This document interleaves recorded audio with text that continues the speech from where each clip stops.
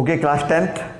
तो आज हम समझते हैं चेन ब्रांचेस एंड रिंग्स। हम वही कर रहे हैं जो आपके अकॉर्डिंग टू द सिलेबस 2021 में आने वाला है अपकमिंग बोर्ड में।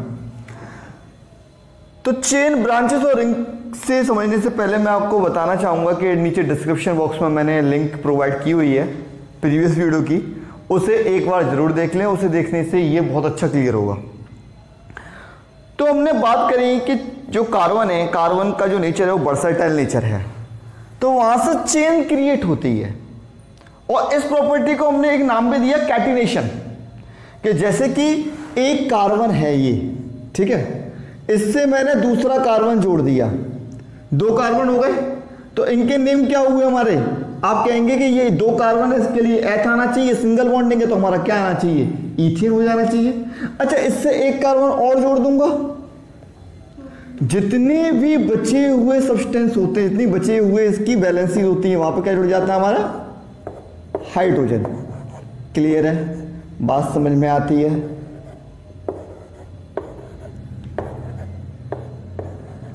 अच्छा, मैं आपसे एक बात कहूं कि ये जो मैंने लिखा है तीन कार्बन का एक क्या है, कोई कंपाउंड है। इस तीन कार्बन कंपाउंड का नामकरण कीजिए, नेम बताइए। तो अच्छा, एक चीज और, ये जो नॉमेनक्लेचर है ना, नेमिंग, ये कोर्स से हट चुकी है, लेकिन जनरल नेमिंग आपको आनी चाहिए क्योंकि उसी के आधार पर ये चैप्टर चल रहा है। तो इसका नामकरण करें तो तीन कार्बन के अकॉर्डिंग क्या हुआ, प्रोप। अच्छा, इसमें सिंगल बॉन्डिंग है तो क्या हो गया, प्लस एन, तो इसका नाम क्या हो जाएगा, प्रोपेन। प्रोपेन, क्लियर है बात। ये क्या हो गया हमारा, प्रोपेन। ये एक जो स्ट्रक्चर है जिसमें तीन कार्बन आ रहे हैं और एच आ रहे हैं हमारे कितने, 8, तो इसका जनरल फॉर्मूला जो हो जाए, जो इसका फॉर्मूला हो जाएगा, स्ट्रक्चर कितना हो जाएगा, C3H8। क्या इस स्ट्रक्चर को किसी और तरीके से भी हम लिख सकते हैं, इस स्ट्रक्चर को किसी और तरीके से लिख सकते हैं, ध्यान दीजिएगा जरा। जैसे कि मैंने ये कहा, एक सी यहां लिख दिया, एक सी यहां लिख दिया और एक सी लिखा मैंने ये।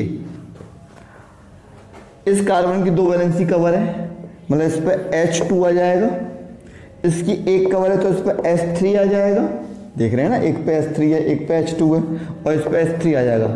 क्या इस स्ट्रक्चर और इस स्ट्रक्चर में कोई अंतर है, कोई भी अंतर नहीं है। दोनों स्ट्रक्चर कैसे हैं, सेम। दोनों स्ट्रक्चर कैसे हैं, सेम, क्योंकि हल्का से इसे खोलूंगा तो ये सेम स्ट्रक्चर हो जाएगा। इसी चीज को क्या बोलते हैं हम, चेन। इस एक H को रिमूव करके मैं एक कार्बन और लगा दूं तो यहां पे एक H आ जाएगा, यहां पे एक H आ जाएगा, यहां पर एक H आ जाएगा। C कितने हो जाएंगे, 4 C के लिए क्या हो जाएगा हमारा, ब्यूट। और ब्यूटेन नाम क्या हो जाएगा, ब्यूटेन। फॉर्मूला क्या हो जाएगा, C4H10। अब मैं आपसे पूछूं, क्या इसका कोई और स्ट्रक्चर बन सकता है। मेरी बात को समझने का प्रयास करना। मैं आपसे कह रहा हूं, क्या इन चार कार्बन का कोई और स्ट्रक्चर बन सकता है। आप कहेंगे हाँ बन सकता है। किस तरह से बन सकता है, मैंने तीन कार्बन इस तरह से लगा दिए, कार्बन की वैलेंसी हमारी फ्री है, या हाइड्रोजन जुड़ेगा या हाइड्रोजन के साथ साथ कोई और फंक्शनल ग्रुप और या कोई और एलिमेंट भी जुड़ सकता है। मैंने एक कार्बन लिया, इसको यहां जोड़ दिया, जोड़ सकता हूं मैं। तीन कार्बन तक ऐसा नहीं कर सकता। इसका मतलब क्या है, जहां तक हमारे 3 कार्बन होंगे वहां पर स्ट्रक्चर चेंज नहीं होगा। जैसे ही 4 कार्बन आएंगे स्ट्रक्चर मेरा चेंज हो सकता है। अच्छा, मैं इसका फॉर्मूला पूछूं तो इसका फॉर्मूला क्या बनना है, C4H10। इसका फॉर्मूला पूछूं तो क्या बनेगा, देखिए एक H यहां, एक H यहां, एक H यहां। इस कार्बन की 3 वैलेंसी घिरी हुई है, एक फ्री है तो एक हाइड्रोजन आ जाएगा। यहां पर भी जितनी वैलेंसी फ्री है वहां हाइड्रोजन आ जाएगा।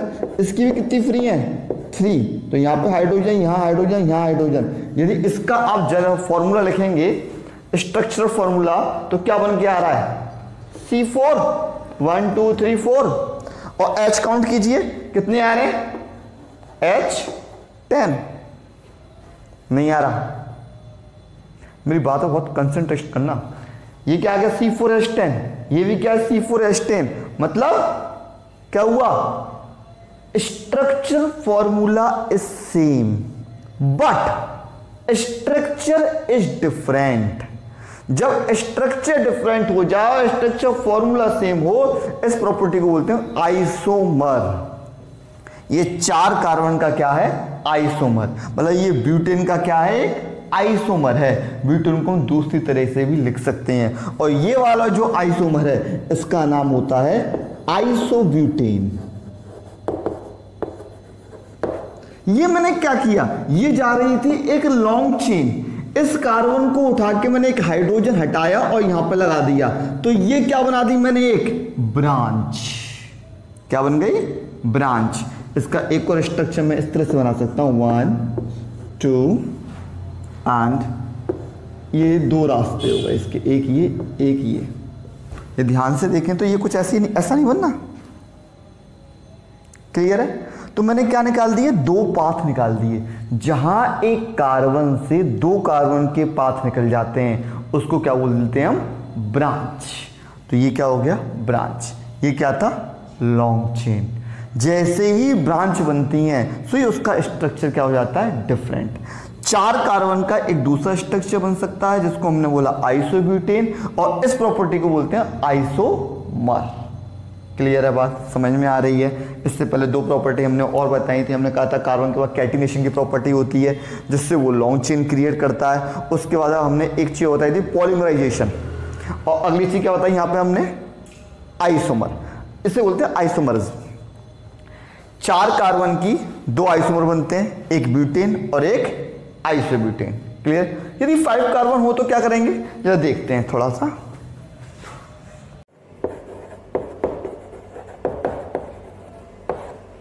तो ये मैंने जो लिया है ये 5 कार्बन का मैंने एक आइसोमर लिया। 5 कार्बन के 3 आइसोमर बनते हैं।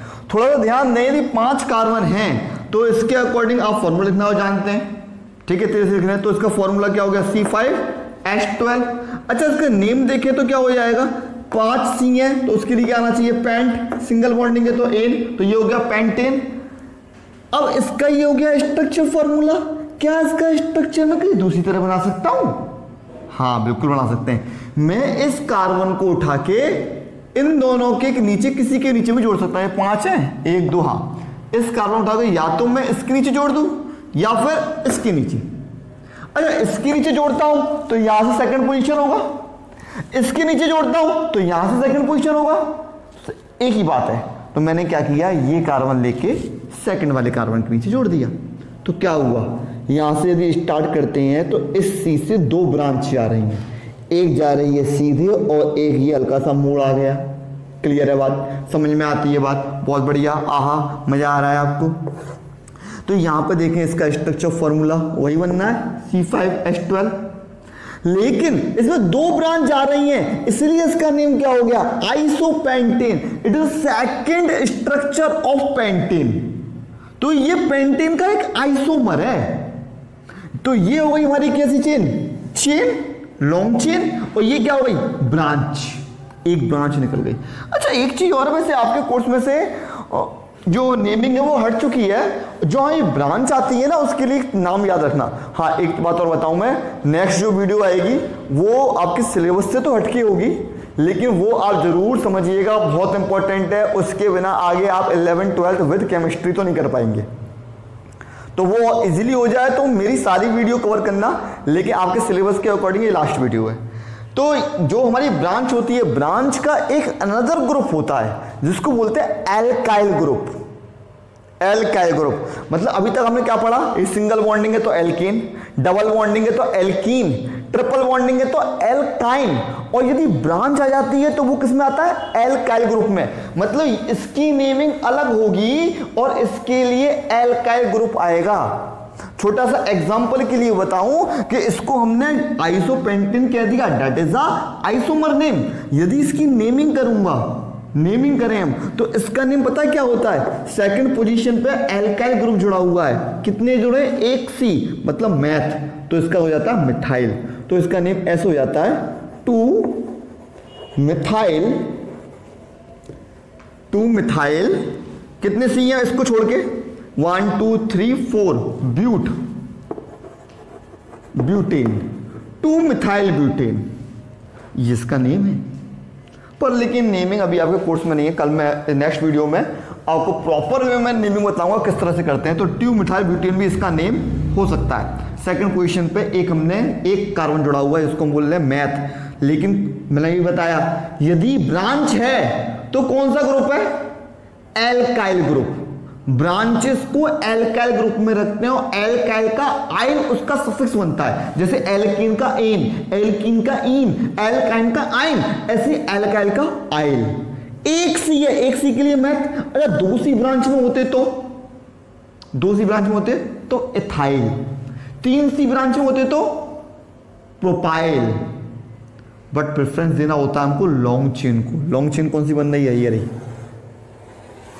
और नेक्स्ट वीडियो में और डीपली इसके बारे में बात करेंगे।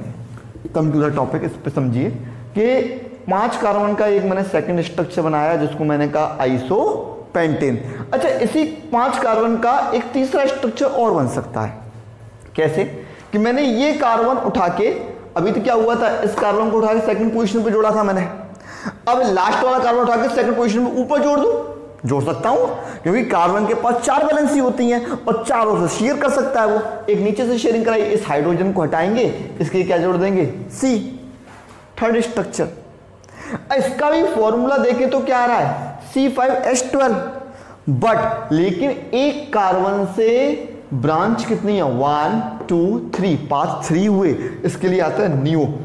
लेकिन 5 कार्बन का एक दूसरा स्ट्रक्चर है तो नियो पेंटेन। तो 5 कार्बन के हमारे 3 आइसोमर होते हैं, same structural formula but different structure को हम आइसोमर बोलते हैं। बात क्लियर है? समझ में आया आपको? एक चीज और कि इन 3 स्ट्रक्चर के अलावा 5 कार्बन का कोई चौथा स्ट्रक्चर नहीं बनेगा। आप कहेंगे सर क्यों नहीं बनेगा? इस कार्बन को उठा के ऊपर कर दो, तो बात तो एक ही है। कार्बन को जोड़ने का मतलब क्या? शेयरिंग। ऊपर से करो चाहे नीचे से करो। अच्छा ऐसे नहीं तो इस कार्बन को उठा के यहां जोड़ दो, तब डिफरेंट स्ट्रक्चर हो जाएगा। नहीं भाई, यदि आप यहां से स्टार्टिंग करके इसको सेकंड पोजीशन कह रहे हैं तो यहां से स्टार्टिंग करके इसको सेकंड पोजीशन कह सकते हैं। स्टार्टिंग में कहीं भी कर सकता हूं, जहां भी ब्रांच है उसको कम से कम पोजीशन में काउंट करेंगे। तो यदि यहां जोड़ दूंगा तो यहां से स्टार्ट कर दो तो सेकंड पोजीशन हो जाएगी। क्लियर होता है थोड़ा सा?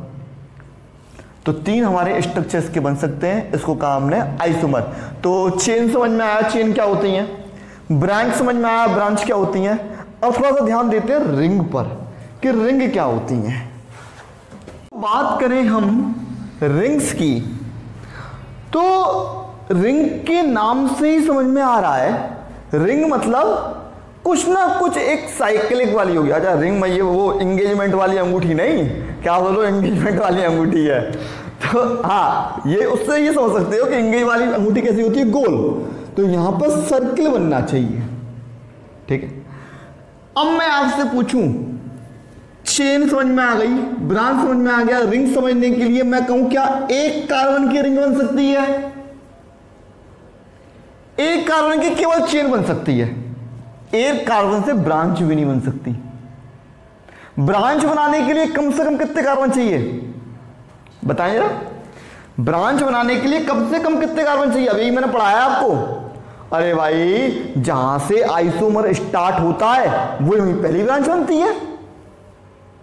क्लियर है बात? जहां से आइसोमर स्टार्ट हो रहा है वो क्या बन रही है? पहली ब्रांच। तो ब्रांच बनाने के लिए कम से कम कितने कार्बन चाहिए? 4 कार्बन के कम से ब्रांच नहीं बनेगी। लॉन्ग चेन होगी, ब्रांच नहीं होगी। क्लियर? चेन में आ सकती है वो। ऐसे ही रिंग बनाने के लिए कम से कम कितने कार्बन चाहिए? अगर रिंग बनाने के लिए कम से कम 3 कार्बन चाहिए। कम से कम 3 कार्बन की रिंग बनेगी। 3 कार्बन से कम से रिंग नहीं बनेगी। 2 कार्बन की रिंग नहीं बनेगी। 2 कार्बन की क्या कहलाएगी? चेन।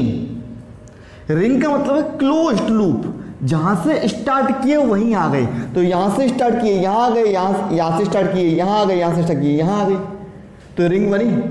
अरे जैसे ही रिंग बन जाती है तो इस ग्रुप को बोलते हैं हम, कौन सा ग्रुप है ये? Cyclo group. मतलब यहां जो नेमिंग होगी वो साइक्लो के साथ होगी। ठीक है, कितने कार्बन है, 1 2 3, 3 कार्बन के लिए क्या आता है,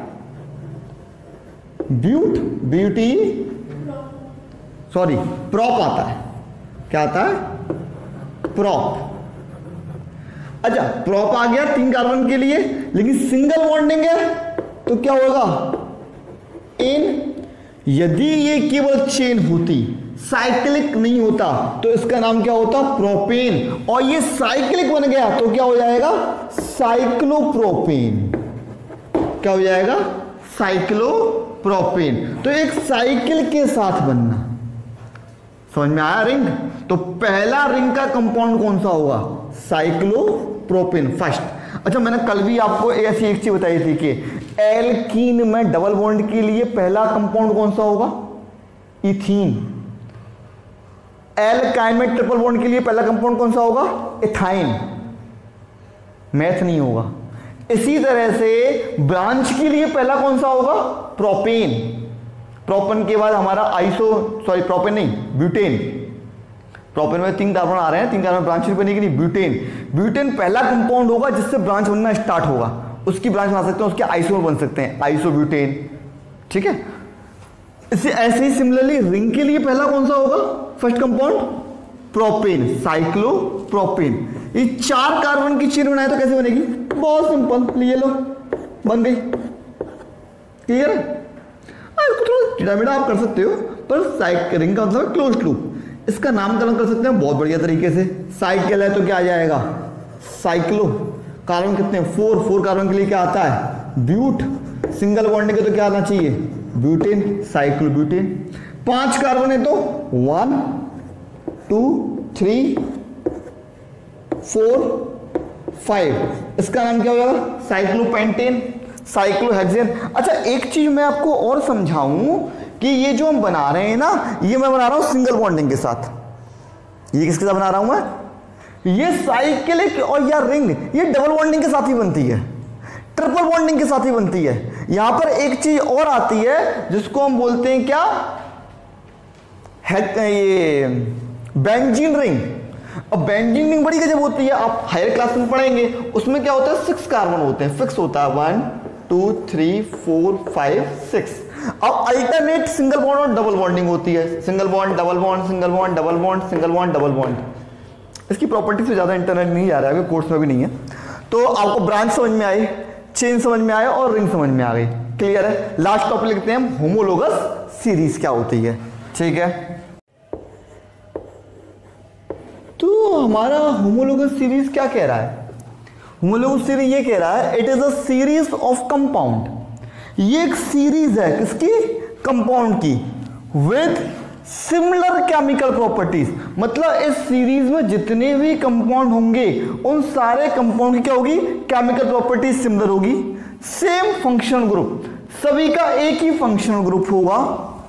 मतलब कहने का मतलब, यदि एक हमारा कंपाउंड एल्किन ग्रुप का है तो सारे के सारे कंपाउंड किसके ग्रुप के होंगे, एल्किन ग्रुप के। उस सीरीज में एक कंपाउंड यदि एल्कीन ग्रुप का है तो सारे के सारे कंपाउंड किसके ग्रुप के होंगे, एल्कीन ग्रुप के होंगे। यदि एक एल्काइन ग्रुप का है तो एल्काइल ग्रुप के होंगे। यदि और आगे बात करूं तो फंक्शनल ग्रुप में आपके क्या आते हैं, एल्कोहल आता है, कीटोन आते हैं, कार्बोक्सिलिक ग्रुप भी आते हैं। यदि एक कार्बोक्सिलिक ग्रुप का है तो सारे के सारे कार्बोक्सिलिक ग्रुप के होंगे। एक कीटोन का है तो सारे के सारे कीटोन ग्रुप के होंगे। अच्छा, ये जो कीटोन, कार्बोक्सिलिक और एल्कोहल बोल रहा हूं मैं, इसमें एल्डिहाइड भी होता है, ईथर भी होते हैं।